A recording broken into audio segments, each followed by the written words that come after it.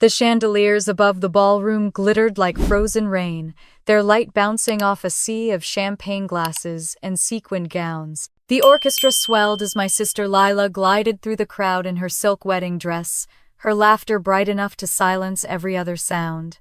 200 guests turned toward the stage when my father took the microphone, his voice thick with pride and champagne. "We're so proud of our only daughter," he said, and the room erupted in applause. For a second I thought I'd misheard him. But when my mother clasped his arm and nodded, smiling toward Lila, I felt the words pierce straight through my chest. I stood frozen among strangers, holding a half-empty flute, the bubbles going flat in my trembling hand. My mother's gaze swept over me once, quick and careful, before she turned away. I could hear the laughter, the cheers, the clinking of glasses, all muffled as though I were underwater. I wanted to vanish before the tears reached my throat. So I set the glass down, walked out of the ballroom, and left the applause behind me. No one followed. No one called my name. That was the moment I knew I had ceased to exist in my own family. Outside, the night air was colder than I expected, sharp with sea salt from the Maine coast. The resort stood on a bluff above the Atlantic, the kind of postcard place people booked a year in advance for destination weddings. I walked down the long stone path toward the beach heels, sinking into the gravel, every step echoing inside me. The fireworks hadn't started yet, but I could already hear the crowd counting down to midnight inside the hall. Through the ballroom windows, the lights blurred into golden orbs. My sister twirled under the chandeliers, her veil glinting like a halo. My mother raised her glass high, her perfect hostess smile intact. For a family built on appearances, it was the perfect picture. Perfect except for the missing daughter outside in the dark. I kicked off my shoes when I reached the sand, the cold biting into my toes. The tide was low waves folding gently over themselves like they were whispering secrets. I wrapped my arms around my body, trying to breathe, but the weight in my chest only grew heavier. I thought about the years I'd driven back and forth from Boston every holiday, the gifts I'd bought, the flowers I'd sent, the endless effort to belong. I thought about how many times my mother had called me too serious, too practical, not like Lila who brings light into a room. Maybe they had finally decided that practicality wasn't the kind of daughter worth keeping. When I turned back toward the resort, the fireworks began, explosions of gold and white lighting up the sky above the cliff. Cheers rose from the crowd, the sound carrying across the water like celebration and mockery all at once. I whispered Happy New Year to no one and started walking toward the parking lot, my bare feet leaving uneven prints behind me. In the car, I sat for a long time before starting the engine. My phone kept buzzing, texts from coworkers wishing me a Happy New Year, a few from friends in Boston asking how the wedding was going. I couldn't bring myself to answer any of them. Instead, I stared at my reflection in the rearview mirror. Mascara streaked down my cheeks, hair falling loose from its bun. I didn't look like a sister or a daughter. I looked like a guest who had stayed too long at someone else's celebration. When I finally turned the key, the radio came on with a burst of static, then a soft piano melody. I drove down the coastal road, the beams of my headlights slicing through the mist. I replayed the moment again and again, my father's voice, my mother's face, the sound of applause swallowing my existence. Every detail felt rehearsed. Even the way they stood together on that stage, a united front. It wasn't a slip of the tongue. It was a declaration. And it worked. No one in that room questioned them. They had erased me so completely that even I was starting to fade. I stopped at a lookout point halfway to town. Below, the ocean spread out like a black mirror, reflecting the last sparks of fireworks from the resort. I leaned against the car, closed my eyes, and tried to remember the last time my parents had said they were proud of me. I couldn't. Maybe when I got my MBA, maybe when I bought my apartment downtown. But pride in my family always came with conditions. They loved results, not the person who delivered them. My phone vibrated again. This time it wasn't a text, it was an email notification. The subject line caught my eye: finalized transfer. Property title 42 Lighthouse Road. It was from Camden Bank, the one my parents used for everything. My name was on the CC line, probably out of habit, since I used to handle their online payments years ago. I tapped it open without thinking, and the words blurred under the glow of the dashboard. Beneficiary, Lila Grant Lawrence. Effective January 1. My breath caught. Lighthouse Road. That was the house we grew up in, the one my parents swore would be ours equally someday. The house where my father taught me how to sand wood in the garage, where my mother hosted Thanksgiving dinners that always ended with her criticizing the gravy. It wasn't just a building. It was the symbol of everything we had endured together. And now it belonged entirely to Lila. I sat there in stunned silence, staring at the screen while the engine idled. I scrolled down and saw attached documents, legal signed, notarized. I knew enough from my own work in corporate finance to recognize a deed transfer. There was my mother's signature, my father's, and Lila's. Mine, of course, was nowhere. My heart thudded so hard I could hear it. It wasn't just emotional erasure. It was legal, permanent. The irony was cruel. I had been the one who made the monthly transfers to help pay off that house years ago when Dad's business struggled. I'd sent thousands over the years, never a complaint, never a missed payment, because I thought family meant loyalty. And now the house was a wedding gift to the sister who'd never lifted a finger to earn it. A hollow laugh slipped from my lips. It sounded foreign in the quiet car. I closed the email, tossed the phone onto the passenger seat, and rested my head on the steering wheel. Somewhere far behind me, fireworks still cracked across the sky, celebrating a new year, a new marriage, a new life that didn't include me. I thought of going back, walking into that ballroom, grabbing the microphone and saying, "Actually, there are 2 daughters." But then I pictured my mother's composed smile, my father's polite embarrassment, Lila's perfect shock. They would twist it, dismiss it, turn my pain into more drama to be managed. That was the family pattern: erase the truth, polish the story. So instead, I sat there and let the silence settle. I wasn't sure if the tears on my cheeks were grief or fury. Maybe both. But beneath the heartbreak, something steadier began to take root, a clarity I hadn't felt in years. If they could erase me once, they'd do it again. Unless I did something first. I started the car, headlights flaring against the fog. The road back to Boston was empty, the world between years quiet and still. As I drove, I kept seeing that email subject line glowing in my mind like a promise and a warning. At a red light on the edge of town, I finally whispered it aloud. Finalized transfer. The words felt final, but not for me. For them. They had no idea what they'd just set in motion. That night, as I pulled into my apartment garage, the clock on the dashboard clicked over to 1203. New Year's Day. I shut off the engine and sat in the dark, the smell of salt still clinging to my hair and dress. The city was silent except for the faint echo of fireworks in the distance. I opened my phone one last time and stared at the email again, zooming in on the date, the signatures, the proof of betrayal. I exhaled, slowly wiped my face, and whispered to myself, "Happy New Year, Lila." Then I added, quieter but sharper, "You can keep the house, I'll keep the truth." I didn't know yet what that meant, or how far I'd go to prove it. But as the new year began, I knew one thing with absolute certainty. I was done being the invisible daughter. The morning after the wedding felt like waking up inside someone else's life. The dress I'd worn still hung on the back of a chair, wrinkled, reeking of salt and champagne. I made coffee but couldn't drink it. Every sip brought back my father's voice echoing over the microphone, "Our only daughter." The words had burned themselves into my skin.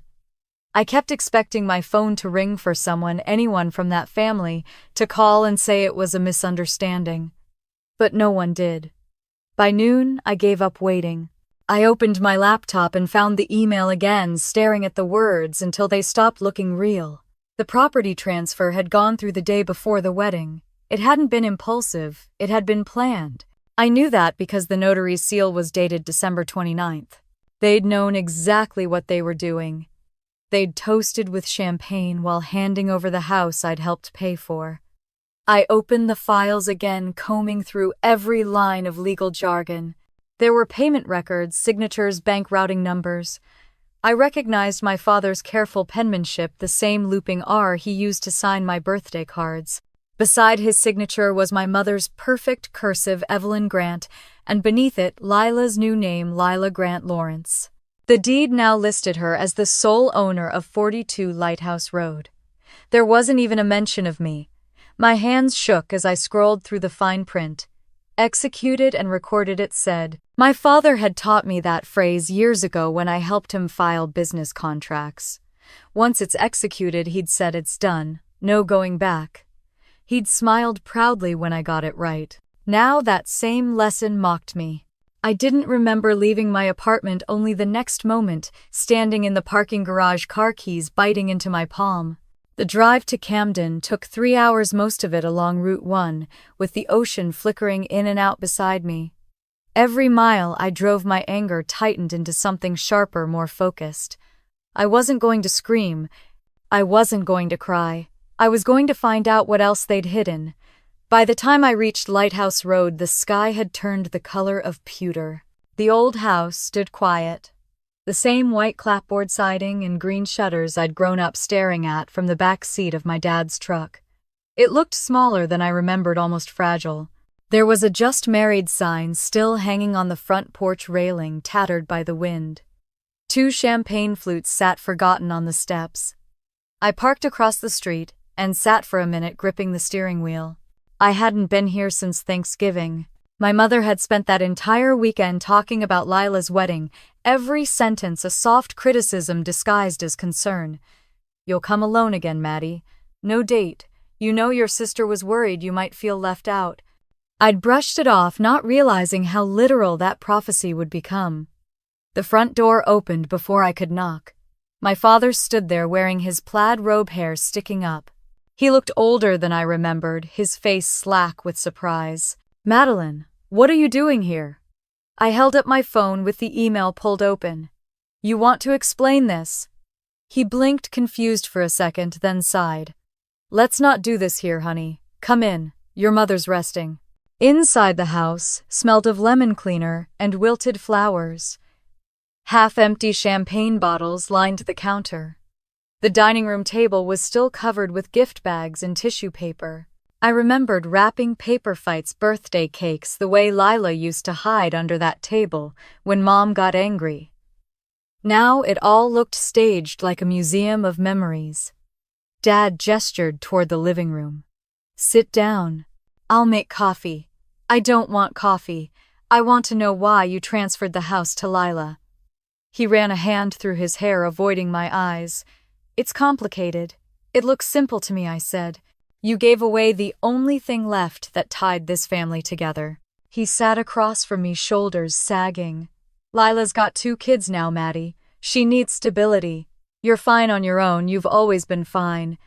"Fine," I repeated, laughing once a hollow sound. "That's what you call it, paying your mortgage for 5 years while you pretend everything's okay?" He looked startled. "You didn't have to, but I did. I cut in. Because you asked. Because you said family helps family." His silence was answer enough. I heard footsteps on the stairs. Then my mother's voice, calm and polished as ever. "What's all this noise?" She appeared in the doorway, still immaculate in her silk robe, hair brushed, lipstick fresh. "Madeline," she said, as though I were a surprise visitor, not her daughter confronting betrayal. "You should have called first. I figured you might hang up," she sighed.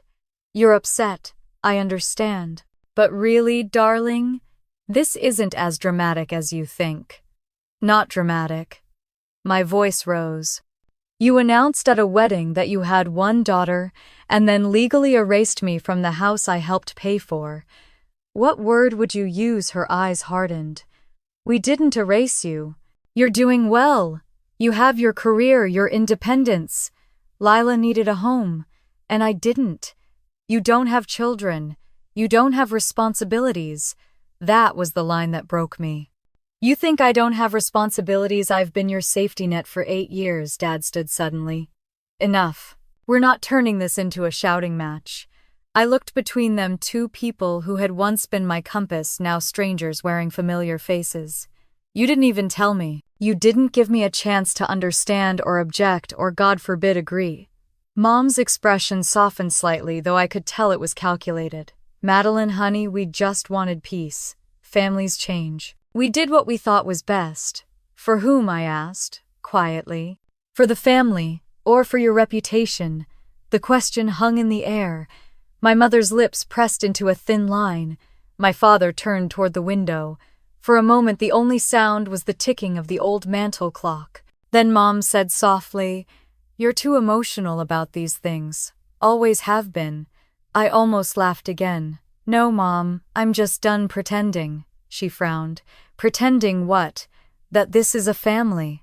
I grabbed my bag and walked to the door. My father said my name once, but I didn't look back. Outside the air was colder, sharper. I didn't know where I was going, only that I couldn't breathe inside that house another second. I ended up at the old workshop behind the garage, the place where Dad used to build furniture for extra money. The lights were off, but the faint smell of sawdust still lingered. On the workbench sat one of his unfinished projects, a chair missing its seat. I ran my fingers along the frame, tracing the familiar grooves. A half-empty jar of nails sat nearby, a reminder of every Saturday we spent here, when I was 10, learning how to hold a hammer without hitting my thumb. I remembered him telling me, if you want something to last, you have to build it strong, even if no one sees the work inside. I wondered if he ever realized how much that advice applied to me. When I came back around the front, a silver SUV was pulling into the driveway. Lila stepped out, still glowing with the aftertaste of her wedding. Her dress had been replaced by a cream sweater, her hair tied up, diamond ring catching the light. "Maddie," she said, surprised. "What are you doing here?" I crossed my arms. "Visiting what used to be my home." Her smile faltered. "Oh, you heard." I read. She shifted uncomfortably. "Mom said you might take it the wrong way." "There's a right way to steal from your sister, Maddie, please. It's not like that. They wanted to make sure the kids had a stable place. You're always so busy, you don't even live here." Her words hit the same nerve my mother had pressed earlier. Independence used as justification for erasure. I stared at her, this woman who shared my face, my history, but not my guilt. "You could have told me." She looked down. "I didn't know how. You say that a lot when it's convenient." Her eyes filled with tears. "I didn't ask for this." I nodded. "No, but you didn't refuse it either." She turned away, and for a second I almost softened. But then I remembered the email, the signatures, the laughter echoing as they toasted their only daughter. Compassion and anger twisted together inside me until they were indistinguishable. I walked back to my car, the gravel crunching beneath my heels. Lila called after me, voice trembling, "Maddie, wait." I didn't. When I reached the end of the driveway, I looked back one last time. The house glowed warm behind me, golden in the afternoon light. Beautiful, hollow, borrowed. As I slid behind the wheel, my phone buzzed. A message from an unknown number: "We need to talk. I have information about your parents' financial transfers." DS. My heart skipped. I didn't recognize the initials, but something about the tone was deliberate, careful. For the first time since the wedding, I smiled, not because I was happy, but because the silence was finally cracking. I typed back one word. When the reply came almost instantly: "Tomorrow morning. I'll bring proof." I leaned back against the seat, eyes on the house at the top of the hill. Maybe the fireworks hadn't ended after all, they were just moving underground. The next morning, the fog over Boston clung low to the river like a secret refusing to lift. I sat in a coffee shop near South Station, hands wrapped around a mug that had long gone cold. The message from the night before still glowed on my phone screen: "I'll bring proof." The initials DS had become an obsession overnight. I'd barely slept, running through every possibility: someone from the bank, a lawyer, maybe even a friend of my parents. Whoever it was, they knew something I didn't. and that was enough to keep me there watching the door like I was waiting for a ghost. At 9:03, the door chimed. A man in his late 30s stepped inside, tall, wearing a dark coat, and the kind of tired confidence that comes from long hours in courtrooms. He scanned the room, saw me, and walked over. "Madeline Grant?" he asked. His voice was calm but cautious. "Yes," I said. "You must be D.S. David Sullivan," he replied, sitting across from me. "I'm an attorney. I used to handle corporate fraud cases for Camden Bank before I opened my own firm. We've actually crossed paths before years ago when your father refinanced the house." I was in-house counsel then. The name clicked faintly in my mind. I remembered a polite man shaking hands with my father in our living room while my mother served coffee in her favorite china cups. That was before the debts, before everything started slipping. David set a small folder on the table between us. "I'm not here to cause trouble," he said quietly. "But after what I saw in the property transfer last week, I couldn't look the other way. There are inconsistencies, big ones." I leaned in. "What kind of inconsistencies?" He flipped open the folder. Inside were copies of documents, familiar ones. The deed transfer, a notarized statement, my parents' signatures, and then another form I hadn't seen before titled Mortgage Satisfaction Statement. David pointed to a section near the bottom. "See this line?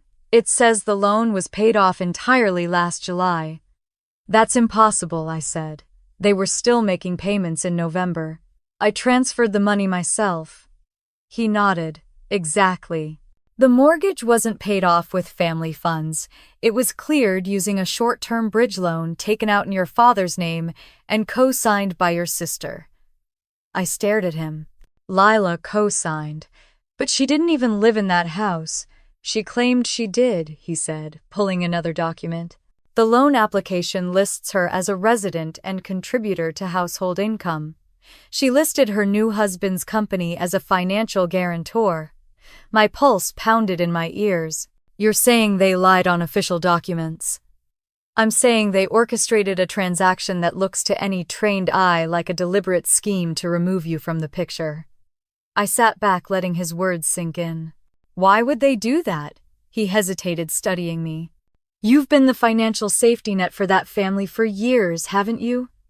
I didn't answer, but my silence told him everything. "I saw the transfers," he continued.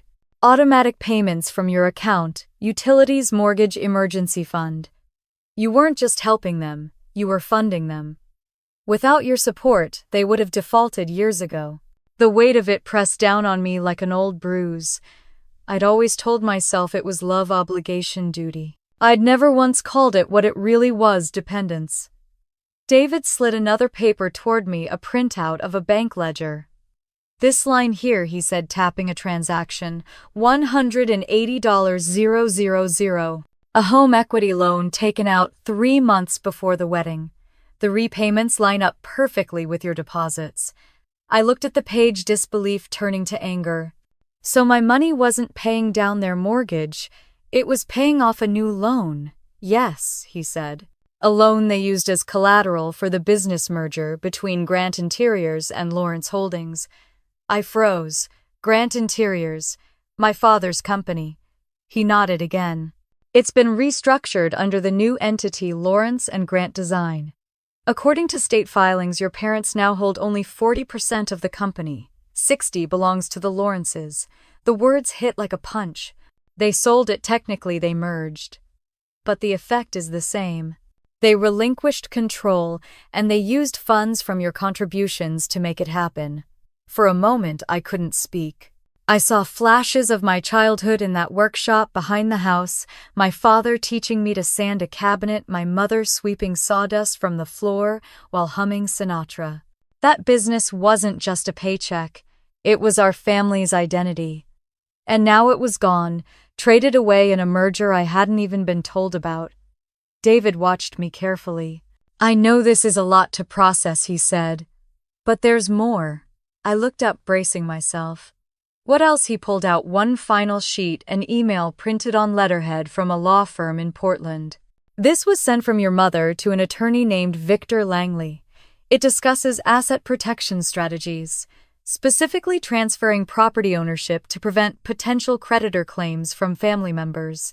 Family members, I repeated slowly. Meaning me, yes. I stared at the words until they blurred. Potential creditor claims.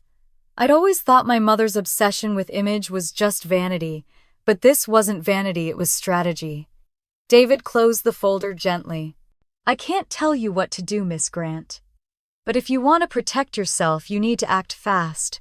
Once these transfers are finalized through the corporate registry, undoing them becomes almost impossible. I exhaled shakily. What would that look like? I can file a preliminary injunction to freeze any assets tied to your name or your money. You'll need documentation of every transfer you've made to your parents' accounts, every loan, every payment. Do you have records? Yes, I said automatically. 8 years' worth. He smiled faintly, though there was no amusement in it. Good. That's the first time I've seen being overly organized work in someone's favor. A small, unsteady laugh escaped me. I always thought it was just another way of keeping control. Sometimes control is survival, he said quietly. We sat in silence for a moment, the noise of the cafe fading behind us. I thought about my parents sitting in that big house, the same one I'd kept afloat for years, celebrating a wedding that doubled as a business transaction. I thought about Lila signing documents she probably didn't even read, smiling for photos while the ink dried on my exclusion. What happens if I do nothing? I asked. He looked at me carefully. They'll move on without you. The company, the property, the family estate, it'll all pass to your sister's name. And you'll still be the one who paid for it. The sentence landed like truth I already knew but had refused to name. I nodded slowly. File it. He studied my face. You're sure? I'm sure, I said.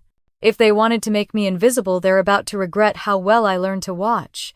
David nodded once, stood, and extended his hand. Then we'll start today. I'll send you the paperwork. When he left, I sat there a long time staring at the folder. The fog outside had lifted slightly, sunlight filtering through the glass. People walked by laughing, carrying takeout cups, their lives untouched by betrayal. I envied their ignorance. By the time I got back to my apartment, the numbness had hardened into resolve. I opened my laptop, pulled up my banking app, and began scrolling through years of transfers. $2, $200 a month to my parents. $1, $800 to Lila. Occasionally more for emergencies. I created a spreadsheet labeling every payment. When I reached the total, my stomach twisted. $352,000. I closed the computer and looked around my apartment, the framed photos, the clean countertops, the quiet order of a life I'd built alone. For the first time, it all looked sterile. I'd spent years trying to earn my family's approval, but all I'd bought was distance. That night, as I sat on the balcony with a glass of wine, I replayed my father's voice in my head. We're so proud of our only daughter. The words no longer stung the same way. They sounded like a confession, a slip of the mask. I stared out over the city lights and whispered to myself, let them be proud. Then I opened my phone, found David's number, and texted, send me everything you have on Grant Interiors. Tomorrow I'm going to Camden. The reply came a minute later. Understood. Brace yourself, Madeline. What you'll find might change everything. I smiled into the dark. Good, I said aloud. That's the point. Camden was gray when I arrived, the kind of gray that seeps into your bones. The harbor sat still, boats tethered to the docks like they'd given up on movement. I parked outside Grant Interiors, the place that had once been my father's pride, and stared at the new sign bolted over the door, Lawrence and Grant Home Design. The paint was fresh, the letters shiny, as if someone wanted the world to forget what used to be there. I sat in the car for a full minute before stepping out, breathing in the familiar scent of cedar and sea air. For a second, I thought about turning around, pretending none of this mattered. But I wasn't built for pretending anymore. Inside, the bell above the door jingled. The showroom smelled like lemon polish and varnish. The walls gleamed with catalog-perfect furniture, sleek tables, glass fixtures, modern lighting that looked nothing like the pieces Dad used to make. A young woman behind the counter looked up from her computer, startled. "Hi there. Can I help you?" I smiled faintly. "Maybe. I used to work here."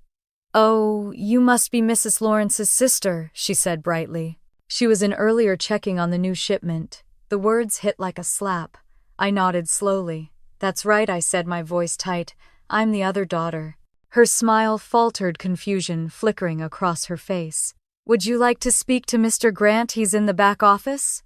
I followed her past the display tables to my father's old office. The door was half open, and I could hear the clack of a keyboard.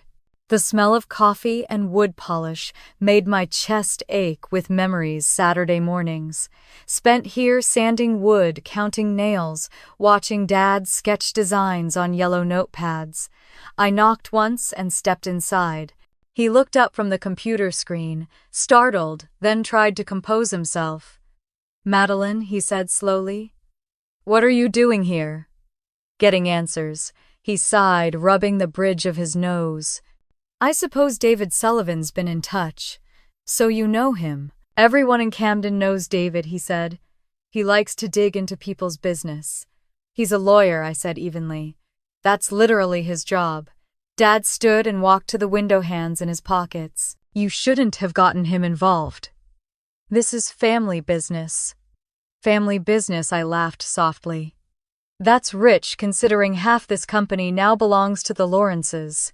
His shoulders stiffened. "It's a partnership. It saved us. It sold us," I corrected. "And you used my money to do it." He turned, then face red. "Don't start with that tone, Madeline. You chose to help. No one forced you." "Right," I said quietly. "I just kept paying and paying because you let me believe it mattered." He ran a hand through his graying hair, suddenly looking older than I'd ever seen him. "You think I wanted this? I built this business from nothing. But after the layoffs, after the debts, you weren't here. You didn't see how desperate things got." "I sent money," I said. "Every month. And that kept us afloat," he said bitterly. "But it wasn't enough to rebuild. Adam offered to invest, and your mother thought it was time to bring in new energy." "New energy," I repeated, tasting the words like ash. "You mean new owners?" He turned away again, staring out the window toward the street. "You wouldn't understand. Try me." The office door opened behind us. My mother stood there, crisp and composed in a navy blazer, as if she'd been waiting for this moment. "I told you this would happen," she said to my father, before looking at me. "You never could leave well enough alone." I met her gaze without blinking. "I'm not here for peace, Mom. I'm here for the truth."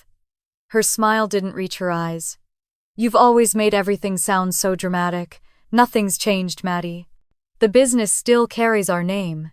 Your father still works here. Lila's helping modernize it. We're moving forward."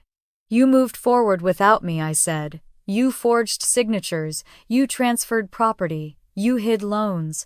Her face hardened. "Watch your tone."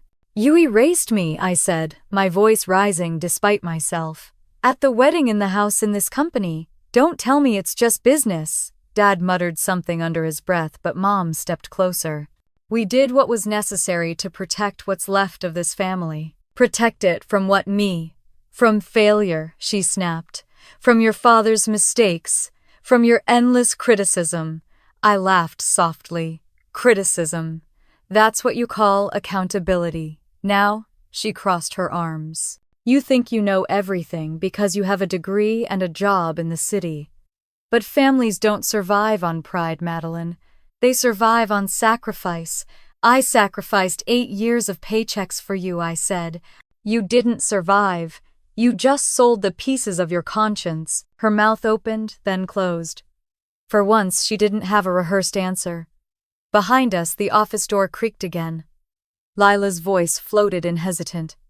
"What's going on?" I turned. She stood there, clutching her phone, eyes darting between us. "Mom, I could hear you from the front." Mom exhaled sharply. "It's fine, sweetheart. Your sister's just upset." Lila looked at me, her brow furrowing. About what? I stepped forward, holding up one of David's documents. About this. The home equity loan you co-signed. The one where you claimed to live in this house. Her mouth fell open. I didn't know it was a big deal. Mom said it was just paperwork. Paperwork? My voice broke into a laugh. You signed away everything and didn't even bother to ask what it meant. Lila's face flushed. I was just trying to help. You helped yourself, I said. You got a house, a company, and a family that applauded you for existing. What did I get? Her lips trembled. Don't make me the villain, Maddie. Then stop acting like one, I said quietly. The silence after that was sharp. My father sat heavily at his desk, staring at his hands. My mother looked like she might speak, then thought better of it. Finally, she said, her voice cold, You always did have a talent for twisting things. You want to play the victim now, fine. But don't expect sympathy when this all falls apart. I looked at her.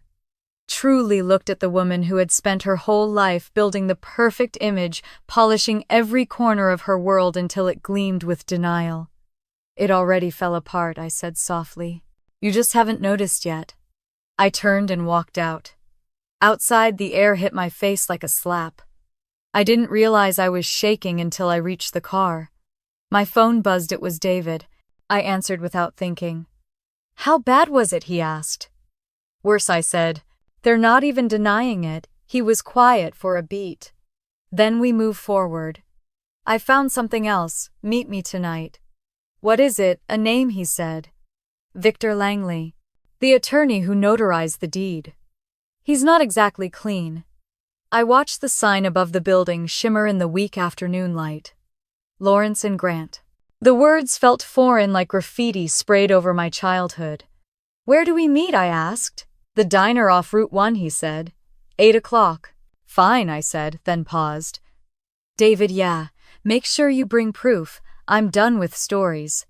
When I hung up, I looked one last time at the showroom window. Inside, Lila stood near the counter, her hands pressed against her chest, eyes wide and red. For a flicker of a second, I almost pitied her. Then I remembered the email, the house deed, the applause. I got in my car, started the engine, and pulled away. As I drove down the hill, the wind picked up, scattering a few dried leaves across the road. The ocean stretched out beyond the trees, gray and endless.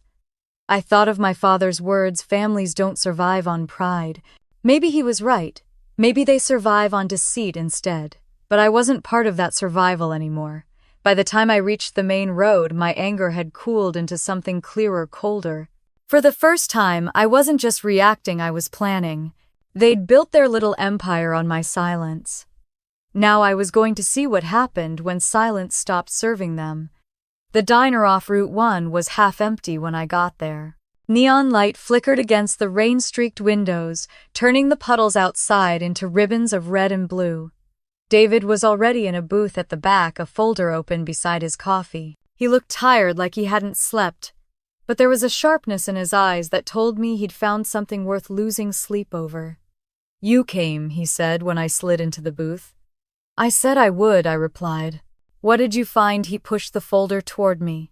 Victor Langley, the notary who certified your parents' signatures. He's been under quiet investigation for falsifying documents in at least 3 other property transfers. Same handwriting, same forged signatures, same payout pattern. My heart thudded.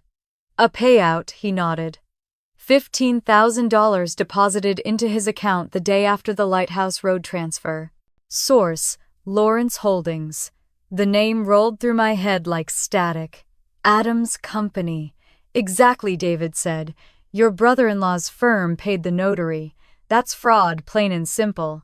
I stared at the printed bank statement, the numbers crisp and undeniable. $15,000. A betrayal measured in digits. So they bribed him to make it legal. They bribed him to make it invisible, he corrected. I leaned back, trying to steady my breathing. The sound of rain tapping against the window filled the silence between us. How do you prove something like that? You don't have to prove it alone, he said. Langley's already agreed to meet. He's scared. He wants to make a deal before this goes public. When David checked his watch, tomorrow morning. His office in Portland. If what he says is true, we'll have everything we need. I nodded slowly, staring at the folder as if it might catch fire. And if he's lying, then we keep digging, David said.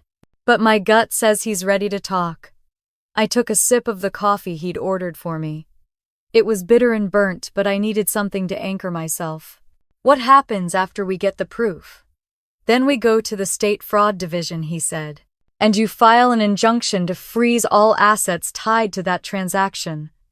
The company, the house, everything. The idea felt unreal, too heavy and too simple at once. You make it sound like justice is a straight line. It never is, he said, but sometimes you can bend it enough to point the right way. The rain grew heavier, hammering against the glass. I glanced out at the dark road, the glow of taillights disappearing into the mist. They'll never see this coming, I whispered. They will, David said, and when they do, they'll try to paint you as ungrateful, as cold. They'll say you're destroying the family for money. They already erased me, I said.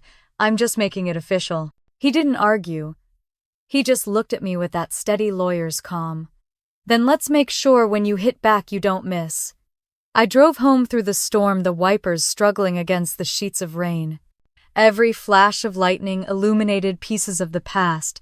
I'd been trying to forget Mom at the kitchen table, balancing bills, Dad sanding wood in the garage, Lila laughing in the living room while I worked late in my old bedroom trying to pay for everything. I had told myself it was love. Maybe it was. But love wasn't supposed to feel like debt.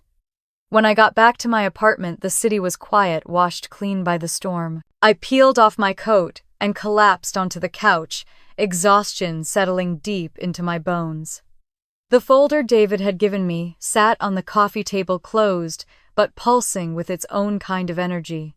I stared at it until the numbers blurred together. 15,000. 180,000. 352,000. Betrayal was easy to quantify when you had the receipts. Around midnight, I opened my laptop. I wanted to see the faces of the people who had turned me into a stranger in my own family. On social media, Lila's wedding photos were everywhere, her glowing under fairy lights, Mom holding her hand, Dad smiling stiffly in the background. The caption read, "Forever grateful for family and new beginnings." I scrolled until I found the photo that made my stomach twist, a shot of the house on Lighthouse Road, the caption underneath, "Our first home. A legacy continued." I slammed the laptop shut. Legacy. That word had been the cornerstone of every lecture my parents ever gave me. "We built this for you girls," Dad used to say. "It's your inheritance." I'd believed him. I'd believed all of it. The next morning I drove to Portland. Langley's office was in a narrow building near the waterfront, the kind of place you'd walk past without noticing. David was waiting inside, flipping through his notes. The notary arrived a few minutes later, a small, nervous man with thinning hair and an overcoat that looked too big for him. He wouldn't meet my eyes. "I didn't want to do it," Langley said, voice trembling. "They said it was harmless, just a formality." David leaned forward. "You falsified a signature, Mr. Langley. That's not harmless." Langley nodded quickly. I know. They told me she agreed to the transfer, that she didn't want her name on the deed anymore. They even showed me an email." "What email?" I asked. He hesitated. "From your mother, Evelyn Grant. She said you were too busy to come in person but had approved the paperwork." "That's a lie," I said, cold creeping into my voice. "I figured that out later," Langley said, his voice cracking. "But by then the money had been wired. 15,000. They called it a consulting fee." David took notes while Langley spoke, his pen scratching furiously against the pad. "Do you still have copies of the correspondence?" "Yes," Langley said. "Emails, payment receipts, even the delivery confirmation from the Lawrence's office. It's all on this drive." He slid a small USB stick across the desk. "I just want to make it right." When we left his office, I stood on the sidewalk staring at the gray water of the bay. The air smelled like salt and metal, sharp enough to sting. David handed me the drive. "This is it. This is the nail in their coffin." I thought I'd feel relieved, I said quietly. But all I feel is tired. That's normal, he said. Justice always starts out looking like grief. That night I drove back to Camden again. I parked near the harbor and sat there, engine running, watching the lights shimmer on the water. My reflection in the windshield looked older than I remembered. Stronger maybe, but lonelier too. I thought about calling them, about giving them a chance to explain, to apologize. But explanations were just another kind of manipulation, and apologies didn't rebuild trust. The next day I met David again to review the files from Langley's drive. There were dozens of emails between my mother, the Lawrences, and Langley, discussing timelines, payments, even how to manage potential emotional fallout. They had planned my exclusion down to the last detail. One message from my mother stood out: Madeline will understand eventually. She's practical. She knows family decisions aren't personal. I stared at the words until my eyes burned. Family decisions. That was what betrayal looked like when it wore polite clothing. David closed the laptop. This is enough to file the injunction. I can have it on the judge's desk by Monday. I nodded, barely hearing him. My mind was back at the wedding, the applause, the lights, the way my mother avoided my eyes. They'd built that entire night on a foundation of deceit. And I'd stood there applauding with everyone else, too blind to see it. When David left, I sat alone in my apartment, surrounded by silence. The city outside pulsed with life, but I felt detached from it all. I poured myself a glass of wine, lifted it toward the window, and whispered, "Here's to family.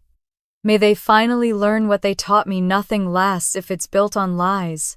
I drank, feeling the burn spread through me, steadying my hands. Then I opened my phone and texted David, "File it. Let's end this." As soon as I hit send, I felt something shift inside me, not rage, not relief, but resolve. The kind that comes when you finally stop waiting for people to change. Outside, thunder rolled across the harbor. Somewhere far off, a church bell chimed 6 times. I watched the reflection of lightning flicker across the glass and whispered to myself, "You wanted a fresh start, Mom. Let's see how you handle one that doesn't come with applause." The next morning, Camden was washed clean by a cold drizzle that left the street smelling like salt and metal. I parked in front of Grant Interiors just after 9.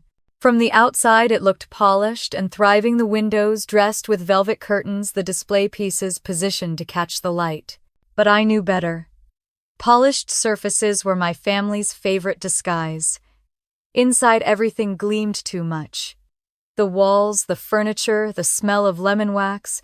Gone were the warm oak tables and hand-carved chairs my father once prided himself on. In their place were sterile pieces that screamed luxury but whispered nothing of craft. I walked past a display of marble coffee tables and into the back office, ignoring the nervous, "Can I help you?" from the girl at the front desk. Dad's office looked like it had been redecorated by someone who'd never known him. His collection of wood samples was gone, replaced by sleek metal frames and a shiny new desk. Family photos were missing too. The only picture left was of Lila and Adam, smiling in front of the newly renamed sign, Lawrence and Grant Home Design. The sight made my stomach twist. I opened a filing cabinet, my fingers trembling slightly. Inside were folders labeled with crisp new tabs, invoices, partnership agreements, payroll. I flipped through them until I found what I was looking for, the company's financial statements. Page after page told the same story. A massive cash injection, $180,000 from Harbor State Bank 3 months before the wedding. Payments from Lawrence Holdings logged as consulting services. Then, right below, deposits labeled loan repayment. The handwriting on the old ledgers was my father's, but the new ones all typed. Clean, sterile, erased. I heard footsteps behind me and turned. A middle-aged woman in a cardigan stood at the door holding a cup of tea. Madeline. It took me a second to recognize her. Edith. She smiled faintly. "I was wondering when you'd come. I thought you might after everything." Edith Bowman had worked as my father's bookkeeper for nearly 20 years. She was like part of the wallpaper of my childhood, always in the background, humming softly as she balanced the books. She'd retired 2 years ago or so, I'd been told. "What are you doing here?" I asked. She shrugged. "Old habits die hard. I came by to drop off some of my old files, and then your mother called asking for my help reconciling the accounts. But when I saw what they'd done," her voice trailed off, "it didn't feel right." I gestured to the chair. "Sit. Tell me what you know." She closed the office door, lowering her voice. "The sale, what they're calling a merger, it wasn't exactly voluntary. The Lawrences offered to save the business after your father's debts caught up. Your mother said it was a chance to modernize. But the paperwork—" Edith shook her head. "It shifted ownership. 60% Lawrence, 40% Grant, which means," I said, "they don't control the company anymore." She nodded. "Your father didn't seem to realize that at first. But when I asked about it, your mother told me not to worry. She said the family would stay protected as long as the Lawrences stayed happy." I could hear the bitterness in my own laugh. "Sounds familiar." Edith hesitated, then reached into her purse. "I shouldn't show you this," she said, "but you deserve to see it." She slid an envelope across the desk. Inside was a copy of a bank transfer, $50,000 from the business account to an account under Lila's name dated 1 week before the wedding. The memo line read, "Bonus divided by personal expense." My chest tightened. "They gave her money from the company." Edith nodded. "Your mother called it a wedding bonus. Your father signed it." I stared at the document, my pulse hammering. "And she knew." "Of course she knew," Edith said softly. "Evelyn knows everything." I leaned back in the chair, staring up at the ceiling. "They didn't just steal my inheritance," I said. "They used my money to build her future." Edith placed a hand on my shoulder. "You can fix this, you know. But it's going to get ugly." "It already is," I said. By the time I left, the drizzle had turned to steady rain. I walked around the back of the building to the workshop, the one Dad had always claimed would never change. He was there, standing by the window, sanding a piece of wood like he used to. He looked up when I walked in. "You again?" he said quietly. "What now?" I dropped the folder on his workbench. "This. 50,000 to Lila, out of the company's account." He didn't look surprised. "She's family. So am I." He flinched just slightly. "You don't understand how things work, Maddie. When you have children, you'll see." "I have parents," I said. "That's enough experience." His jaw tightened. "Your mother did what she thought was best." "No, she did what made her look best." He turned away, rubbing his temples. "You don't know the pressure we were under." "Then tell me," I said. "Tell me the truth for once." He looked up at me, his eyes tired. "We were drowning. The business was failing, the bank was calling every week. Your mother said the Lawrences could save us. She said Adam would invest, but only if we put Lila's name on everything. I didn't want to, but—" He stopped, voice cracking. "I didn't want to lose the house. So you lost me instead." He looked like he wanted to say something, but the words died in his throat. That was when she appeared. My mother's voice cut through the sound of rain against the windows. "There you are." She stood in the doorway, her umbrella still dripping. Her tone was light, almost cheerful. "I see you've been visiting all our old haunts, Madeline. Digging up the past won't change anything." I turned toward her. "No, but it will expose everything you've buried." She tilted her head.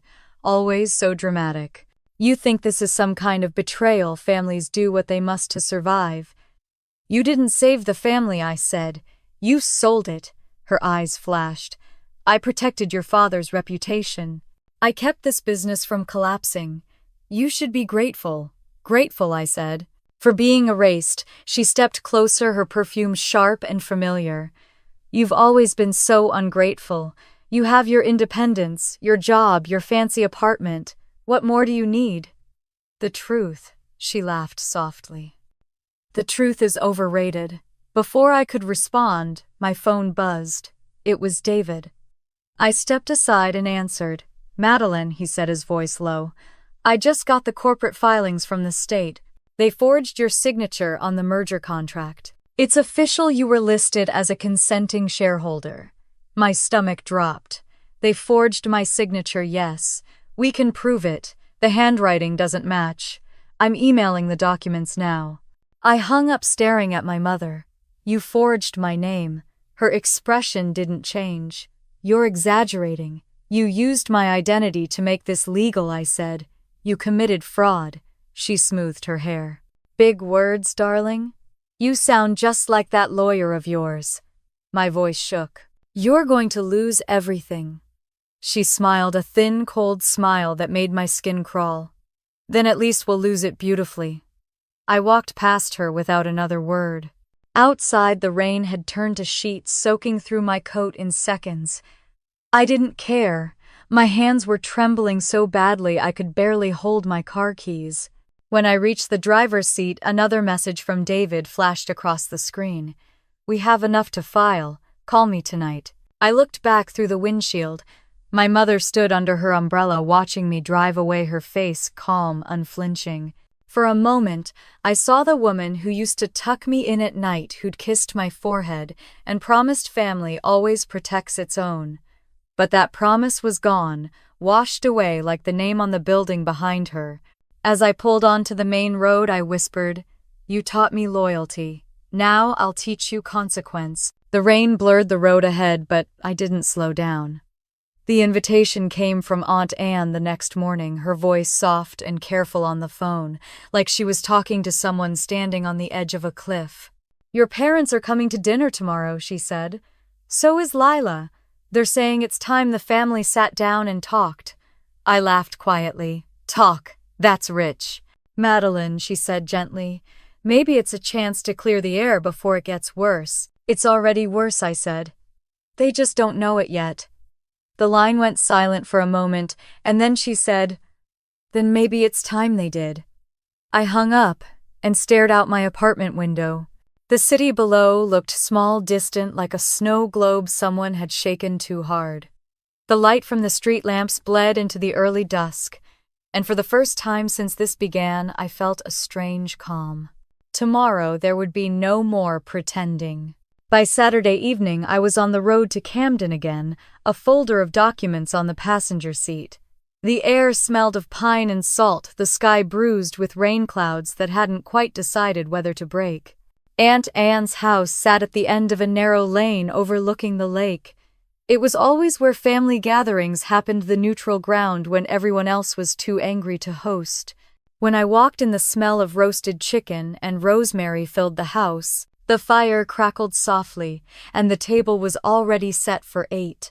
My parents sat on one side, dressed like they were attending a country club dinner rather than an ambush of their own making. Lila and Adam sat next to them, whispering. Aunt Anne hovered near the kitchen doorway, worry etched into every line of her face. "Madeline," my mother said with a tight smile. "You made it." "Of course," I said. "Wouldn't want to miss a family reunion." The silence that followed was the kind you could feel on your skin. My father cleared his throat, gesturing toward a chair. "Sit down. Let's not make this more difficult than it already is." I sat, setting the folder down beside my plate. Lila tried to smile, but it looked fragile, the kind of expression people wear when they already know they're on the losing side. Mom was the first to speak. "We've all said and done things we regret," she began, her tone measured. "But dragging our private matters into court isn't the answer. You could ruin us, Madeline." I looked at her across the table. "I'm not the one who forged signatures and stole a company." Her jaw tightened. "That's a very harsh way of putting it." "It's an accurate way," I said. Dad set down his glass with a sharp click. "We're still your parents. You could show a little respect."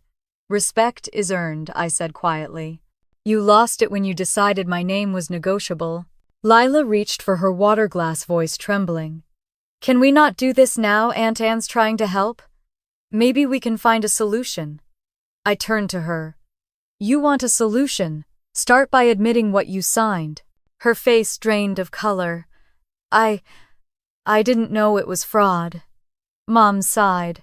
"It wasn't fraud. It was estate planning. You're twisting everything to make us look like villains." I opened the folder and spread the documents across the table like a dealer laying down cards. "These emails say otherwise. Payments from Lawrence Holdings to Victor Langley. Transfers from the company account to Lila. Handwritten notes from Dad about the merger timeline. You didn't plan for the family, you planned for yourselves. Dad's face flushed red. Where did you get those? Does it matter, I said. The point is I have them, and soon so will the court. For a moment no one spoke. The only sound was the ticking of the clock and the slow crackle of the fire. Then Mom laughed, a brittle, humorless sound. You think you've won something by airing our dirty laundry? You'll destroy us all. I met her eyes. No, Mom. You destroyed us when you stood at that wedding and said you had one daughter. Her smile faltered, the mask slipping. That was a mistake. You're blowing it out of proportion. It was the truth, I said. For you, at least. Aunt Anne stepped forward, her voice steady. Enough. This isn't helping anyone. Evelyn, you need to listen to her. Mom glared at her sister. Stay out of this, Anne. No, Aunt Anne said firmly. I won't. I watched you take from that girl for years. I watched her keep this family afloat while you smiled like nothing was wrong. You don't get to rewrite the story now. Dad's hands trembled slightly as he reached for his glass again. We didn't mean to hurt her. But you did, Aunt Anne said. And now you need to own it. Lila started crying softly, her voice barely above a whisper. I didn't want any of this. I thought it would bring us closer. I looked at her, feeling something close to pity. You can't build closeness on lies, Lila. It collapses eventually. Adam shifted uncomfortably beside her but said nothing. His silence told me everything I needed to know. He was here for damage control, not redemption. Mom stood abruptly. This is absurd. You all sound like children. Madeline, you can't sue your own family. I stood too. I can when they commit fraud. Her eyes flashed with something between fear and fury. Do you have any idea what this will do to your father's health? To our reputation? I don't care about your reputation, I said. You cared about it enough for all of us. Dad's voice broke through the tension, low and weary. It wasn't supposed to go this way. I thought the house would make things easier. Easier for who, I asked. For Lila. For you. Because all it did was show me exactly where I stand. Mom's face softened slightly. You're still our daughter. No, I said. I'm your mistake that learned to speak. The words hung heavy in the air. Aunt Anne covered her mouth, eyes glistening. Lila looked down, shaking her head, tears slipping silently onto the tablecloth. Dad pushed back his chair and stood, his voice cracking. We just wanted to keep the family together. I met his gaze. You can't keep something together by pretending it's not broken. For a long moment no one moved. The storm outside finally broke, rain hammering against the windows. Mom stood there staring at the papers on the table, her hand trembling slightly. This will ruin us, she whispered. I gathered the documents and slid them back into the folder. No, Mom, I said quietly. It'll save me. I turned toward the door, but before I could leave, Aunt Anne caught my arm. Her voice was low, steady. That took courage, she said. I nodded, my throat tight. It shouldn't have had to. When I stepped outside, the rain hit my face like ice, but it felt clean, freeing. Behind me, the argument began again, my mother's voice sharp, my father's softer, broken. Lila's crying filled the spaces between their words. I walked down the path to my car, lightning flashing across the lake. My phone buzzed with a message from David. The media got wind of the case. Expect calls tomorrow. I typed back, let them talk. The truth deserves an audience. As I started the engine, I glanced once more at the house. Through the window, I could see Aunt Anne standing over my mother, her face pale but resolute. They built their empire on silence, I whispered. Now it's time the silence burns. I pulled away from the house, the rain blurring the road ahead, but I didn't slow down. The story broke 2 days later. My phone started vibrating before sunrise, lighting up with notifications from numbers I didn't recognize. By the time I opened my email, the subject lines told me everything. Local designer faces family fraud allegations. Grant family business. Under investigation. Sister's lawsuit sparks feud in prominent Camden family. The world I'd grown up in, the careful, curated image of respectability my parents had built, was cracking in public. And somehow that made it worse for them than losing money ever could. When I got to work, even my assistant couldn't meet my eyes. "You're trending on Reddit," she said softly. "Someone leaked the court filings." I didn't need to ask who. There were only a handful of people who had access, and none of them were strangers to manipulation. David called within minutes. "Don't respond to anyone," he said. "No interviews, no statements. Let the documents speak for themselves." "They already are," I said. "And everyone's listening." He hesitated. "You're not safe in Camden right now. The Lawrences are panicking and your family's trying to control the narrative. Stay in Boston until we get the injunction approved." But I couldn't. Because the longer they spun their version of the story, the easier it became for people to believe it. That afternoon, I drove to Camden. The town felt smaller, tighter, like everyone was whispering behind windows. As I passed the coffee shop near the harbor, I saw Mrs. Keene, my mother's old friend, watching me from inside. When our eyes met, she looked away, pretending to be fascinated by her pastry. Outside Grant Interiors, a small crowd had gathered. The new sign gleamed in the sunlight, but the reporters out front made it look like a crime scene. "Miss Grant, do you have any comment about the allegations? Did your family really forge your signature? Is it true your parents transferred assets to your sister to avoid inheritance claims?" Their voices blended into a single suffocating hum. Cameras flashed. I kept walking. Inside the showroom was eerily quiet. The front desk was empty, the lights dimmed. Then I saw her, my mother, standing by the display window, her reflection fractured in the glass. "You shouldn't have come," she said without turning. "I had to," I said. "You've been talking to the press." Her shoulders stiffened. "Someone has to tell the truth." I laughed softly. "You mean your version of it?" She turned then, eyes sharp. "Do you have any idea what you've done to this family? People are calling from the country club, from the church. Your father can't even show his face at Home Depot without whispers. Lila's children are being teased at school." "They shouldn't have built their lives on lies," I said. "Lies," she echoed. "You've humiliated us, Madeline." "Over what money?" "It was never about money," I said. "It was about respect, about honesty." "Honesty doesn't pay the bills," she snapped. "Do you think any of this was easy for us? We were drowning, and you—" "I was saving you," I interrupted. "Every check I wrote, every overtime shift I took, it was for this family. And you turned me into a ghost at my own sister's wedding." Her expression faltered for the first time. "We made a mistake." "No," I said. "You made a choice." Behind her, the door opened. My father stepped in, his face pale, his eyes rimmed with exhaustion. "Enough," he said quietly. "We can't keep fighting like this." Mom's voice wavered. "She's destroying us, Robert." He looked at me. "Maybe we did that ourselves." For a moment I saw something human in him again. Regret, maybe. But it didn't last. He straightened his shoulders. "You need to drop the case, Madeline. The lawyers are saying if you push this any further, the business will collapse completely." "It already has," I said. "You just can't admit it." He sighed, rubbing his temples. "You don't understand.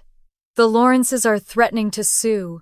They'll come after everything, our house, our savings, Lila's share." "Then let them," I said. "You should have thought of that before signing my name." His eyes widened. "You think this will make you happy? Watching your family fall apart?" "No," I said. "It'll make me free." He flinched like I'd hit him. My mother turned away, staring out at the street where the reporters waited. "You've always been so cold," she whispered. "So unyielding. You got that from me." Her admission surprised me more than her insults ever could. Dad moved closer, his voice lower now. "You can still fix this. Withdraw the complaint. We'll sign over part of the company to you quietly. No one needs to know." I stared at him. "You think I'm negotiating? Everyone has a price," he said. "Not me," I said. "Not anymore." I turned and walked out before they could respond. Outside, the reporters surged forward again, shouting questions. I didn't answer any of them. I just kept walking until I reached my car. By the time I got back to Boston, the news cycle had already moved to phase 2 expert opinions, op-eds about family greed talk show hosts, debating whether I was justified. My inbox was full of strangers, some sympathetic, others calling me ungrateful. That night, David came by my apartment with takeout and a printed copy of the injunction. "It's filed," he said. "The assets are frozen until the court hearing next month." I took the papers, my hands shaking slightly. "So it's official." "Official enough to make them sweat," he said. I set the document down on the table and stared at it. "You ever get tired of being right?" He smiled faintly. "Only when it hurts this much to be." We ate in silence for a while, the city lights flickering through the window. "You know they'll call," he said eventually. "Begging, threatening, maybe both." "I won't answer." "You say that now," he said. "But guilt is a tricky thing." I looked at him. "So is justice." That night, I couldn't sleep. The storm outside beat against the glass, steady and relentless. I kept thinking about Lila's kids, about Emma and Tyler, how innocent they were in all this. They didn't choose deceit, they just inherited it. Around midnight, my phone buzzed. It was a message from an unknown number. "You think you've won, but you don't know what Adam's capable of." I stared at it, heart pounding. Then another came seconds later. "Back off before someone gets hurt." The air in the room seemed to thin. I took a screenshot and sent it to David. "Guess who's playing dirty now?" he called immediately. "Stay inside," he said. "Lock your doors. I'll call the police in Camden." I hung up and double-checked every window, every latch. My pulse refused to settle. When the apartment finally went quiet again, I sank onto the couch, the document folder still on the table in front of me. Through the glass, lightning flashed over the skyline. I whispered to myself, "You can't scare me anymore." But deep down, I wasn't sure if I believed it. The next morning, I found an envelope wedged under my apartment door. No return address. Inside was a photo of me taken outside the courthouse 2 days ago, printed on cheap paper. On the back in block letters, it read, "Drop the case." I sat on the floor holding it with trembling fingers. They were getting desperate. And desperate people made dangerous mistakes. By the time David arrived with the police report, I had already decided what came next. "We're not backing down," I said. "If they want a war, they're about to find out who they underestimated." He nodded. Then we hit back harder. I looked at the rain streaking down the window, my reflection faint against the gray. My mother had once said families survive on sacrifice. Maybe she was right. Maybe the sacrifice was me. But not anymore. This time, it would be their turn to bleed for what they built. The police officer who came to take my statement looked barely old enough to shave. He flipped through his notepad like this was just another petty harassment case, not a threat that had my entire family unraveling. "You said you received a photograph under your door," he asked, his pen scratching slowly across the paper. "Yes," I said, setting the envelope on the table between us. "And 2 text messages before that. Anonymous number." The tone wasn't subtle. He glanced at the photo, frowning. "Anyone come to mind who might want to intimidate you?" I almost laughed. "How much time do you have?" He smiled politely, not catching the sarcasm. "We'll run the number. Most of the time these things come from burners, nothing traceable. But we'll do our best." His best didn't sound reassuring. After he left, David stood by the window, arms crossed, staring down at the rainy street. "This is escalation," he said quietly. "Which means someone's scared." "Adam," I said without hesitation. "He's the only one with that kind of arrogance. My parents wouldn't send threats, they manipulate, not intimidate." David nodded. "Then he just made his first mistake. People like him get reckless when they lose control." I sank onto the couch, exhaustion pressing down like gravity. "What now?" "Now," he said, "we tighten security, document everything, and wait for the court date. The injunction gives us leverage. We don't need to provoke them." But patience had never been my strength. That evening, as thunder rolled over Boston, I opened my laptop and started digging. Lawrence Holdings was a fortress of shell companies and real estate ventures, but there was one division that caught my eye: LH Construction. It had been losing money for 2 consecutive years, hemorrhaging cash into consulting fees and acquisition costs, the same language that had appeared in my family's bank records. It wasn't hard to see the pattern. Adam had used my parents' company as collateral to cover his failing projects. When the merger happened, he didn't just gain control of Grant Interiors, he gained access to my money. At midnight, I sent David an email with the subject line, "He's laundering funds through the merger." He called within minutes. "Are you sure?" "Almost. The accounts line up too perfectly to be coincidence. He's hiding debt under the name of the new company." David exhaled. "If that's true, this case just went from family dispute to corporate fraud." I rubbed my temples. "And if it's not, then we make damn sure it becomes one," he said. The next morning, the news got worse. Aunt Anne called, her voice trembling. "Madeline, your father collapsed last night. They took him to St. Luke's." I went still. He's stable," she said quickly. "But it's bad. You should come." I didn't want to. Some part of me hated that I still cared that the same man who had looked me in the eye and told me to drop my case could still pull me home with one phone call. But there was no choice. When I walked into the hospital room, the beeping machines filled the silence that words couldn't. My father looked small against the white sheets, oxygen tubes looping around his face.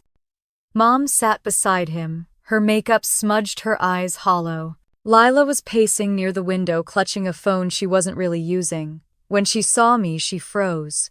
"You came." "I did," I said quietly. "How is he?" Mom's voice was brittle. "A minor heart attack. The doctors said stress was a factor." Her gaze cut into me, sharp as glass. "Don't," I said. "Don't you dare blame this on me." Lila turned, her voice trembling. "He's scared, Maddie. He thinks you're trying to destroy us." "I'm trying to stop the lies," I said. "If that destroys what's left, that's on him." Mom stood suddenly, her voice rising. "You've turned this family into a spectacle. Reporters outside the house, our names and headlines. Do you have any idea what you've done to us?" I stared at her, something inside me going still. "Everything you did was hidden behind closed doors for years." "I didn't ruin the family, Mom. I just turned on the light." She flinched but said nothing.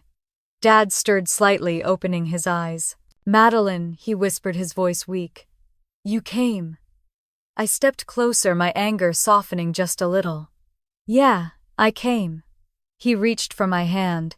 His grip was fragile, trembling. "Your mother, she was just trying to protect us." I swallowed hard. "From what accountability? She's strong," he murmured, fading again. "Stronger than you think." I wanted to say something, anything, but the words caught in my throat.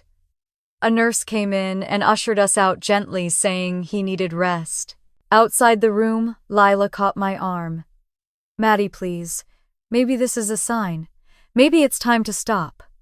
I looked at her, seeing the same pleading I'd seen since we were kids when she wanted me to clean up her messes. "I stopped once," I said, "and look what it cost me." I walked away before she could answer. That night I stayed at a small motel near the harbor. The walls were thin, the air heavy, with the smell of rain and cheap detergent. I couldn't sleep, so I opened my laptop again. The bank records David had sent glowed on the screen. Transfers between Lawrence Holdings and offshore accounts, numbers that didn't add up. Then in one column a notation caught my eye: LH, divided by Grant Equipment Liquidation Fund. A series of payments made out to a name I didn't recognize: Daniel Strauss. I called David immediately. "Who's Daniel Strauss?"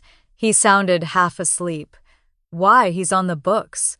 Large transfers, hundreds of thousands through the merger accounts." David was silent for a moment. Then he said, "Madeline, that's Adam's CFO. He was fired last week." No explanation. Where is he now? I don't know. But if he's smart, he's sitting on evidence. I closed my laptop slowly. Then we find him. The next day, David used his contacts to track Strauss down. He was living in a rented condo on the outskirts of Portland, and after a few calls he agreed to meet. He wants immunity, David said. He says what he knows could burn everyone. When we arrived, Strauss looked like a man who hadn't slept in weeks. His hands shook as he poured coffee into mismatched mugs. "You're the sister," he said. "The one they cut out." "That's me," I said. "What do you know about the merger?" He laughed bitterly. "Everything. Adam's been using your family's business to wash construction losses for years. The merger was his way to bury it all. Your parents went along because they thought it was a rescue. But he used your money every cent to cover his debts. That's why the Lawrence accounts were always flush. They weren't earning, they were stealing." David leaned forward. "Do you have proof?" Strauss nodded and slid a flash drive across the table. Emails, bank transfers, invoices, all of it. Adam even forged state documents to move funds offshore. My heart hammered in my chest. "Why are you helping us?" He gave a hollow smile. "Because I'm tired of cleaning up his messes, and because I know how he reacts when cornered. You're going to need protection." When we left, David locked the drive in his briefcase. "This is the smoking gun," he said. "If even half of what's on here checks out, the Lawrences are done." As we stepped outside, the wind howled across the empty parking lot, carrying the smell of rain and ocean salt. For a long moment, neither of us spoke. Then I said, "He's not going to go down quietly." David nodded. "No, but neither are you." That night, I drove back toward Boston, my mind spinning with everything Strauss had said. My father's tired voice, my mother's denial, the flash drive heavy in David's briefcase. It all blended into one relentless thought. They had built their empire on my silence, and now I was going to dismantle it piece by piece. As I crossed the city line, my phone buzzed with a new message. No number. Just one sentence. "You should have stayed gone, Madeline." I stared at it for a long moment before whispering, "You should have known better than to make me come back." The morning after meeting Strauss, I woke up to the sound of my phone vibrating non-stop. My email inbox was flooding with notifications from news outlets and bloggers. Someone had leaked the investigation summary David filed late last night, names, amounts, everything. Lawrence Holdings, Grant Interiors, and my family were all over the headlines now. The top story read, "Camden designer family accused of financial conspiracy, daughter blows whistle on $2 million fraud scheme." Underneath was a photo of me leaving the courthouse, mid-step, raincoat clinging to my frame. I looked like someone who'd already burned down her world and wasn't sure what came next. David called before I even had a chance to finish the article.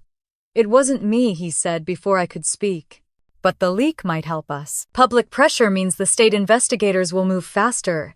Or it'll make Adam desperate," I said, staring at the screen.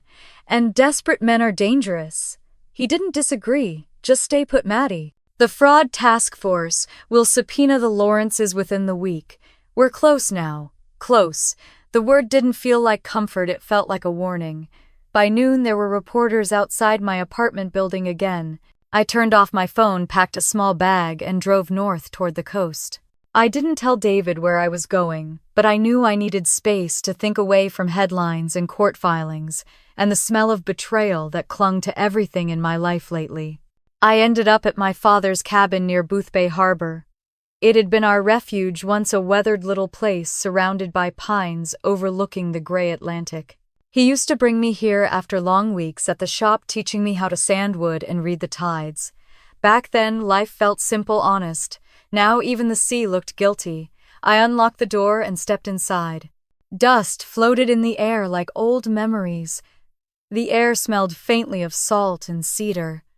Everything was just as he'd left it, the same checkered blanket over the couch, the same cracked coffee mug on the counter. I was still standing there when I heard the crunch of tires on gravel outside. My body went cold.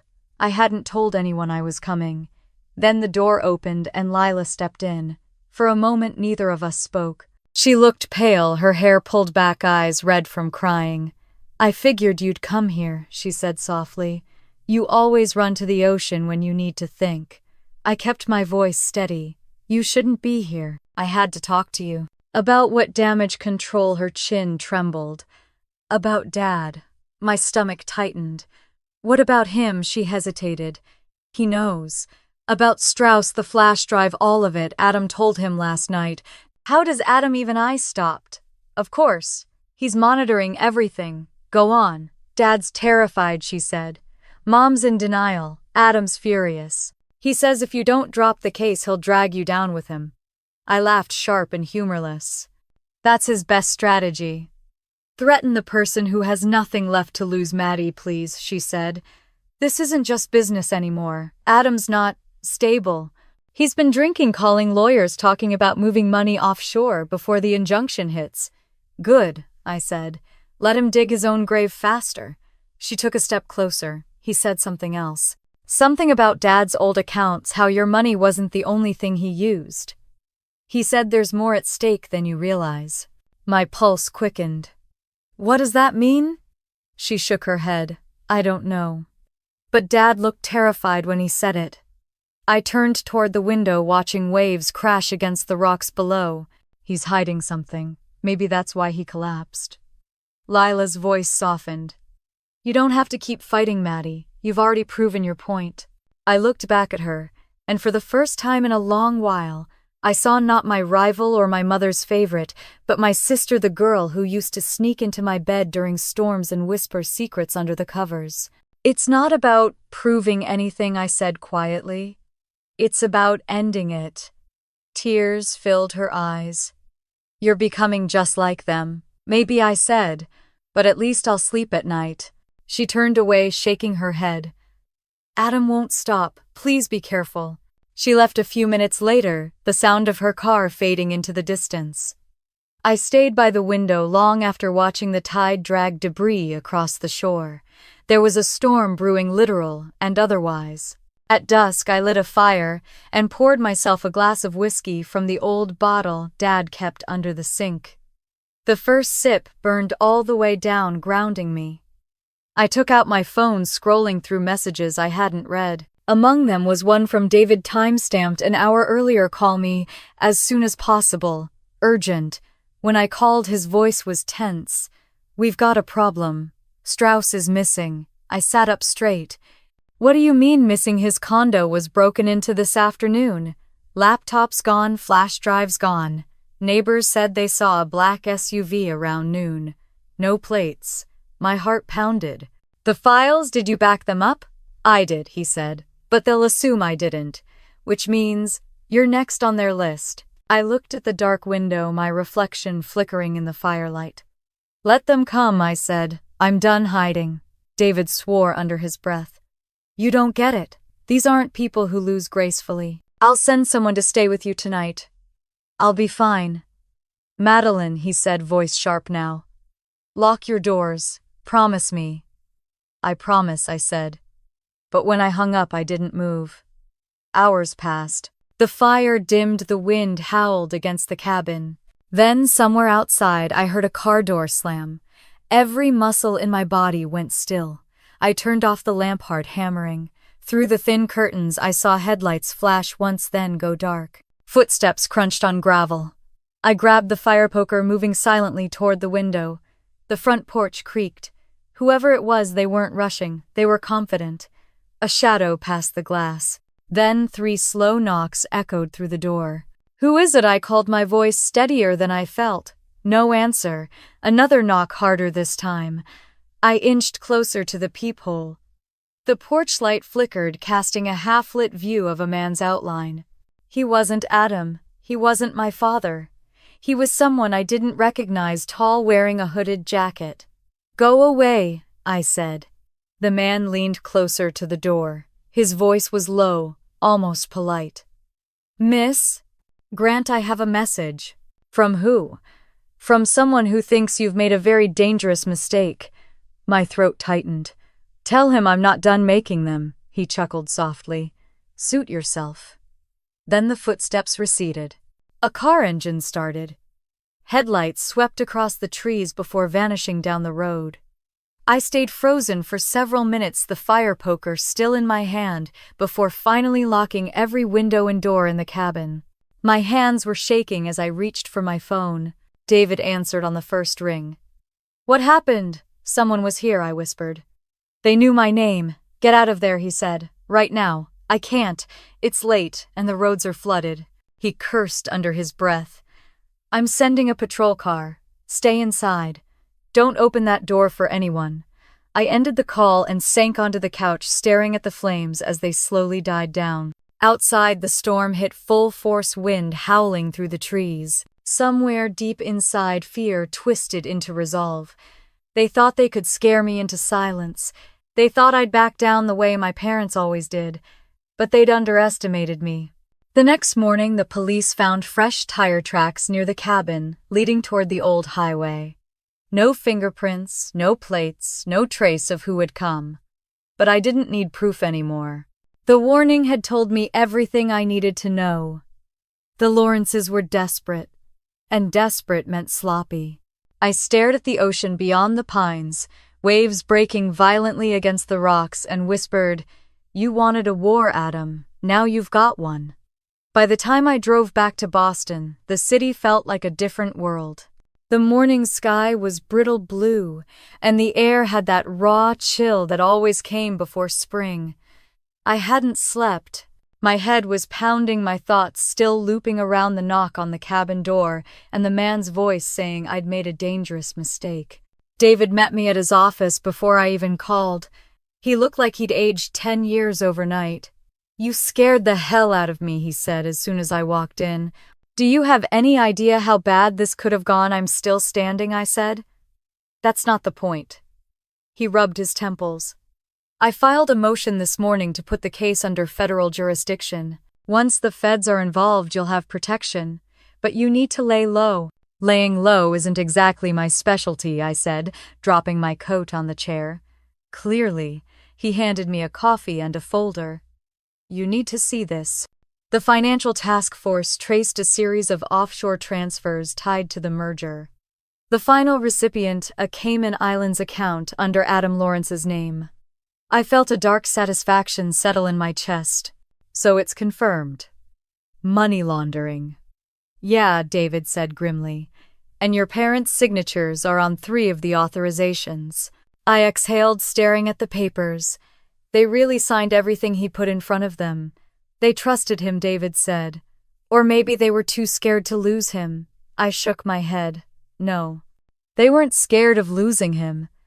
They were scared of losing what he made them look like. Before he could respond, his phone buzzed. He answered, listened, then swore softly. That was Detective Harris. They found Strauss, alive, but barely. By the time we reached the hospital, the place was crawling with law enforcement. Strauss had been found unconscious in his car outside a rest stop north of Portland. Carbon monoxide poisoning, the report said. They were calling it an attempted suicide, but David's face told me he didn't buy it. In the ICU, Strauss looked ghostly, pale tubes running from his arms. When he opened his eyes and saw me, his expression shifted from confusion to dread. "Don't talk," David said gently. "You're safe now." Strauss's voice was barely a whisper. "They knew about the flash drive, about the emails." David leaned in. "Who?" Strauss swallowed hard. "Adam. And your father." He told him where to find me. My chest tightened. My father. Strauss's eyes flickered toward me. He said he just wanted to fix it. Said Adam would make it right. I didn't know they'd try to kill me. The monitor beside him beeped faster. A nurse stepped in, motioning for us to leave. Out in the hallway, David's expression was grim. If Strauss is telling the truth, this isn't just fraud anymore. It's criminal conspiracy and attempted murder. I felt numb. My father wouldn't, but I stopped myself. I'd said those words too many times before. David's phone buzzed again. Another call, another piece of bad news. The Lawrences are cleaning house. Their offices are being emptied as we speak. If they move the assets out of state, we'll lose jurisdiction. I didn't even think. Then we stop them. Madeline, that's not your job. Let law enforcement handle this. I've trusted other people to handle it my whole life, I said. Look where that got me. That night I drove to Camden again. The streets were quiet, washed in moonlight. I parked outside Grant Interiors and watched the lights flicker in the showroom windows. My mother's car was there, so was Adam's. I walked up the path, each step fueled by something deeper than anger resolve. When I opened the door, their voices hit me first. "You said this would stay private," Mom hissed. Adam's voice was steady but cold. "I said I'd contain it. I didn't promise miracles." "You forged her name," Dad snapped. "We trusted you," Adam laughed softly. "You trusted me because I'm competent, Robert. Because you were drowning. Don't start pretending you didn't know how deep the water was." I stepped into the room. "Then maybe it's time we all stop pretending." They froze. My mother's hand flew to her chest. "Madeline, don't," I said. "Don't say my name like it still means something to you." Adam turned, eyes narrowing. "You shouldn't be here. Neither should you," I said. "But here we are." Dad looked exhausted, older than I'd ever seen him. "Maddie, please. This isn't what it looks like. It's exactly what it looks like," I said, holding up my phone. "I have Strauss's statement.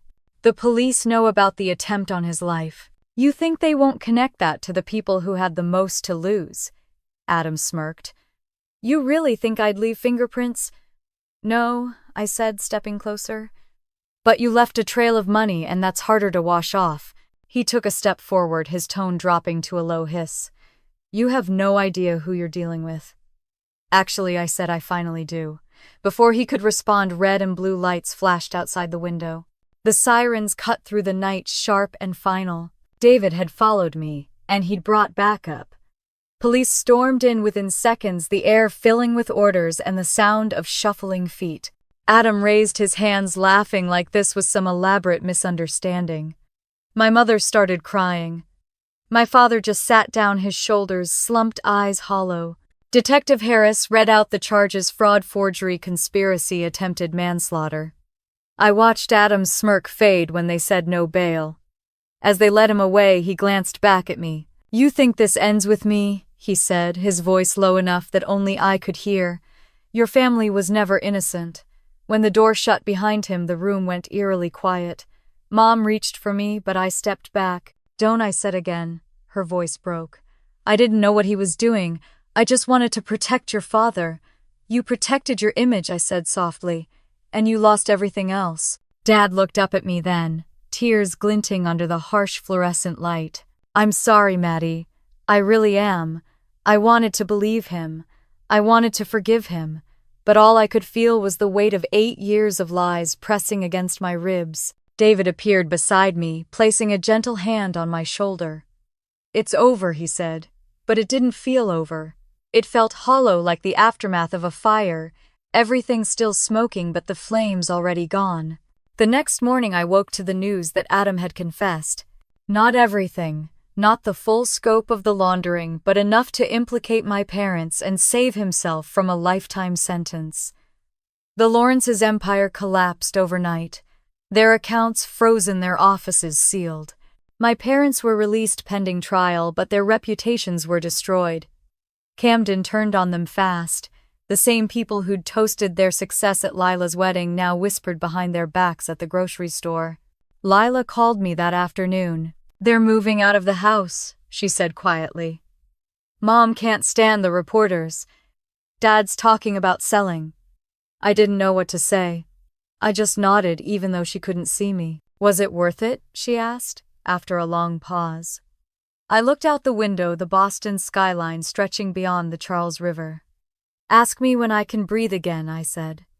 When I hung up, I realized something strange. For the first time in years, my phone was silent. No missed calls, no frantic messages, no one asking for money. Just silence. It didn't feel like victory. It felt like freedom, and it was heavier than I'd imagined. That evening, David came by with takeout again. "They're calling you a whistleblower now," he said, handing me the bag. "Some are even saying hero." I smiled faintly. "You think I look like a hero?" he shrugged. "I think you look like someone who survived." We ate quietly, watching the city lights flicker against the windows. When he left, I stood on my balcony for a long time, the cold wind biting at my skin. Down below, Boston moved on cars, lights, laughter. The world didn't stop just because mine had burned down. For the first time, I was okay with that. A year later, spring returned to Boston like an apology, soft light through open windows, the smell of lilacs from the park below, and the kind of quiet that doesn't demand explanation. I woke before sunrise most mornings. Now, not because of anxiety, but because peace had become a habit. The world felt different when it wasn't built around fixing other people's messes. I stood on my balcony with a mug of coffee, watching the city wake up. The news had finally stopped mentioning my name months ago. The trial had ended with guilty pleas from Adam and a negotiated settlement from my parents. They avoided prison but lost almost everything: business, house, reputation. Grant Interiors was liquidated. The proceeds went toward repaying defrauded investors. The house on Lighthouse Road was auctioned off to strangers who probably thought it was just another charming coastal home. I hadn't seen my parents since the sentencing. The last image I had of them was in the courthouse hallway, Mom gripping her purse like a shield, Dad staring at the floor, both pretending they weren't the kind of people who'd end up there. Lila had stood between them, crying quietly, but she didn't call after. Not for months. Then 3 weeks ago she did. It was late at night. She said the kids were doing better, that Emma had joined the science club at school, and Tyler was finally sleeping through the night again. She told me Mom and Dad were living in a small rental near Augusta, keeping to themselves. You should visit, she'd said softly. Dad's not well. He keeps asking if you'll ever forgive him. Forgive. The word had sat heavy in my chest ever since. I took a sip of coffee, trying to imagine what forgiveness even looked like now. Maybe it wasn't a conversation or a grand gesture. Maybe it was just letting the past stop feeling like quicksand. My phone buzzed on the counter. A text from David. Lunch today, I'm near the courthouse. Your favorite Thai place. I smiled. A year ago, our conversations had been about legal strategy, deadlines, and evidence. Now they were about travel plans and restaurant recommendations. He'd become the only person in my life who'd seen every version of me. The daughter, the whistleblower, the wreck, and somehow still treated me like I hadn't shattered along the way. Meet you there at 1, I typed back. Before heading out, I glanced around my apartment. It looked different these days. Plants by the window, framed photos from hikes and work events, little signs of life I'd ignored before. On my desk sat the plaque my company had given me last month, Excellence in Corporate Ethics and Compliance. It was ironic, maybe poetic, that the girl whose family once built lies into blueprints now lectured Fortune 500 companies on transparency. At the restaurant, David was already seated, scrolling through his phone. When he saw me, he stood with that quiet, easy smile that had once belonged only to colleagues, but now belonged to something deeper. You look rested, he said. I sleep now, I said, sliding into the booth. It's my new thing, he grinned. You deserve it. We talked about work, travel, small things, normal things. The kind of conversation that doesn't orbit around disaster. But halfway through lunch, his tone shifted. I got an email from Lila, he said. I looked up. You did, he nodded. She wanted to know if I'd pass along a message. Your father's condition is worse. Heart failure. The doctors don't think he has much time. The fork paused in my hand. When she didn't say, soon. The noise of the restaurant blurred around me, the clinking of dishes, the murmur of conversations, the steady hum of life continuing. I felt like I was watching it all from behind glass. David reached across the table. You don't have to go, he said gently. You owe them nothing. I stared at the condensation sliding down my water glass. Maybe not. But I owe myself an ending. 2 days later, I drove to Augusta. The highway was quiet, bordered by pines just beginning to show their first hints of green. I hadn't been back to Maine since the trial. Every mile felt like walking backward through time. Their new place was a modest one-story rental near a retirement community. I parked across the street and sat for a moment, watching the curtains flutter. When I finally knocked, it was Mom who opened the door. She looked smaller somehow. The woman who'd once commanded every room now stood in front of me wearing a faded sweater. Her hair unstyled, her eyes tired but clear. For a long moment, neither of us spoke. Then she whispered, "You came." I nodded. Lila called. Her lip trembled. "He's been asking for you." Inside the house smelled like chamomile tea and antiseptic. Dad was in a recliner by the window, a blanket over his knees, an oxygen machine humming beside him. He turned his head when he heard me and tried to smile. "Maddie," he said softly, "you look good." I swallowed the lump in my throat. "So do you." It wasn't true, but it felt necessary. He gestured weakly toward the chair beside him. "Sit." I did. The silence between us was fragile, heavy with everything we'd never said. Finally, he whispered. I didn't know how to stop it. "Your mother, she said it was temporary. That Adam would fix everything." "I know," I said. He nodded slowly. "I should have protected you." A tear slid down his cheek, and that broke something in me. I reached for his hand, thin, cool, trembling, and held it. "You did the best you could," I said. "I just wish your best hadn't hurt so much." He tried to smile again. "You're stronger than I ever was." For the first time, I believed him.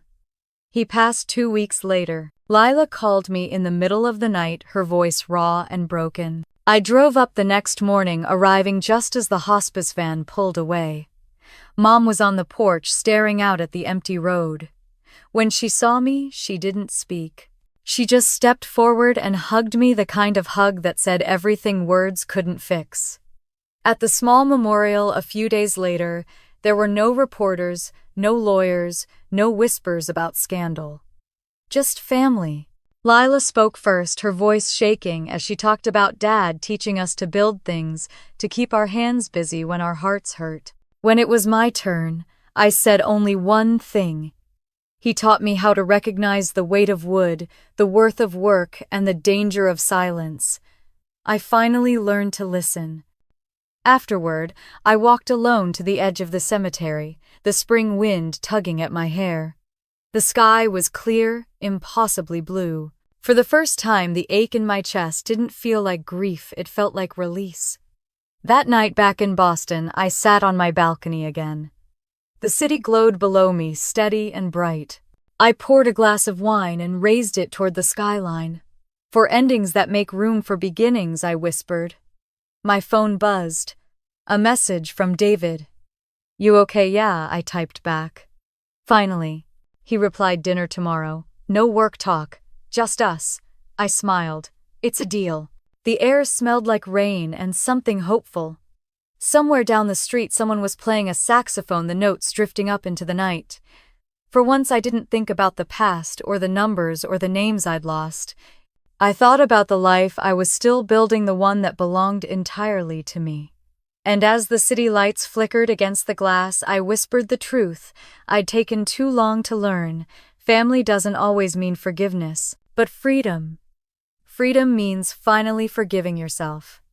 If you've ever been the one who held everything together until it broke, tell me your story in the comments. Maybe you'll remind someone that walking away isn't weakness, it's how you make space for your own strength. And if you believe that second chances start with choosing yourself, hit like, subscribe, and stay. There are more stories to tell about what happens after the storm.